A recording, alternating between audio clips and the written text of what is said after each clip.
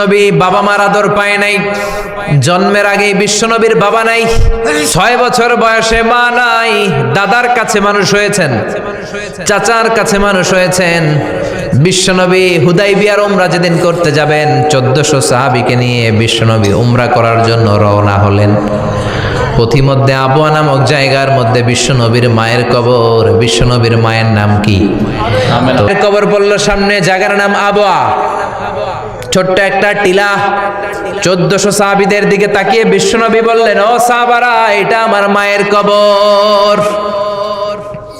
আমি আল্লাহর কাছ থেকে অনুমতি পেয়েছি মায়ের কবর জিয়ারত করার। তোমরা যারা জিয়ারত করতে চাও আসো। 1400 সাহাবীকে কান্নাকাটি করতে নিষেধ করে বিশ্বনবী যখন নিজের মায়ের কবরের সামনে দাঁড়ালেন, বিশ্বনবী ছোট্ট বাচ্চার মতো হাউমাউ করে কান্না শুরু করে দিলেন। বিশ্বনবীর কান্না দেখে 1400 সাহাবাও কান্না শুরু করে দিল। বিশ্বনবী 1400 সাহাবীদের দিকে তাকিয়ে ধমক দিয়ে বলে, তোমরা কাঁদো কেন? সাহাবারা বলে, নবী আপনাকে আমরা অনেক ভালোবাসি, আপনারে কাঁদতে দেখলে আমাদেরও কান্না আসে।